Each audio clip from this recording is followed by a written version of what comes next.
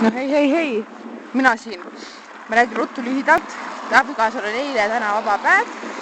Eile me alati, kui ta vaba päev on, siis me teeme suure poepäeva, et saame osta suuremat tavaara, sest tema on autoga ja nii edasi. Eile käisime söömas ka väljas. Lähedas siin China Dragonis käisimegi. Hiina bufeed, sushid, mussid. Väga odavalt saadud, väga hea, okei. Ja siis eile, kui ta tuli tütart magama panemas tagasi, ütles, et et Pille, et ma tunnen, et ma olen haige. Nohu sees ja oli seal, ma ütlesin, et no miks sa varem mulle öelnud? Et meil oli nii palju tegemist ja nii edasi. Et ta ei öelnud. Ma siis lõpetasin, midagi ma tegin, kell oli vist 1 või 12.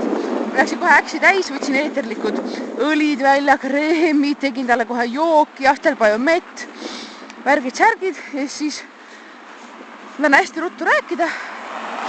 Sõbranna saatis täna, ma palusin, et tal on see pereema raviraamat, ma tahan endale ka selle osta, et mis soovitatakse, et kreebiseemne ekstrakti ka. Kuigi ma essin raudrohu ekstrakti abikaasale ja päeval ja kübara ekstrakti ka. Tulin siis seda apteegi, seda ei teadnud ka sellest midagi siin Soomes.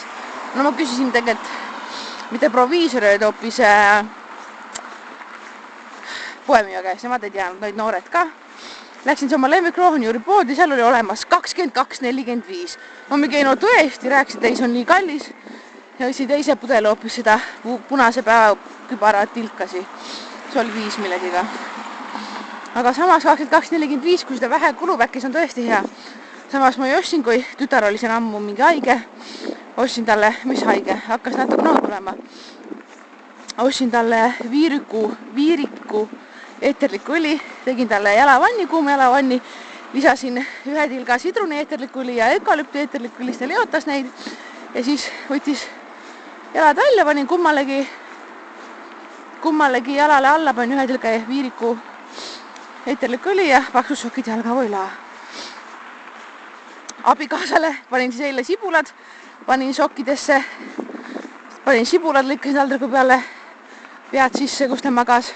Määrsin kreemiga igalt poolt kokku, lähedasalviga, draakoni salv, üks Soome naine teeb seda. Ja siis nüüd, kui ma ära hakkasin minema, täna pidi minu puhkepäev olema, aga no mis ma teha saan? Jätsin abikaasa sinna magama.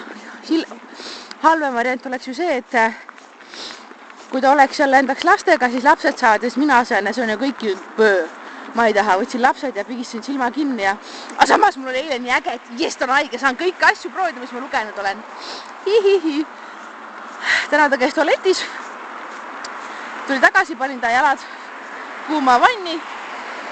Siis kui ta lamas seal, siis ma ise võtsin talt jalakesed välja, supsutasin, kuivatasin, tupsutasin, kuivak, tups. Panin ka viiriku eeterlikku õli, uuesti villasokid, sibulatega, uued sibulatega jalga. Ja aknad lahti ja mässisin ta paksult sisse ja tulin ära. Nii lahe kellegi eest hoolitseda. Võib-olla see on see mingi naiste ja emade värk, vaata sukene emalik instinkt. Aga siis mu päev hakkas nii halvasti. Tütar 1,5 tunnid ei tahtnud õue tulla riida. Ma ütlesin, okei, ei tule, siis ei tule. Panin poja rõdule juba. Olen ise juba paksult riides. Toon pojad rõdult tuppa tagasi, panen vankri, lähme õue. Siis tütar, tema tahab ka õue. No issand. Mul oli juba paksult riides, siis jälle tütrele riided selga värki. Ma vihastasin, ma tõesti vihastasin. Mul on uued suusasaabapüksid. Lidlist oli eile, või mis Lidlist? XXL-ist sain 25 euroga, sest eelmised, mis mul on, olid 6 aastat vanad ja need juba argi vahelt katski. Uued kindad ka ainult 7 eurot. Ja siis kui tütrega lasin siis tütre koridori mänguasjade, 2 mänguasja, siis vaatan, et mis see trepist alla kõnnib, siis tal oli mänguasi sinna kukkunud trepi alla. Mega pikk trepp, juba niigi närvis, ausalt ma olin närvis. Ma ei salga seda pojakate pealt, oi jumal. Tõin seal mänguasja ära, siis vaatan, tütar kadunud, ta on liftis. Lifti uksed kinni, tütar karjub.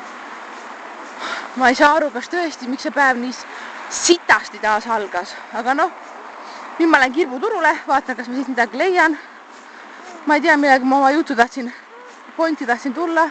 aga pojak ennem just jäi magama. Ükskord ka mere ääres ärkast ülesse.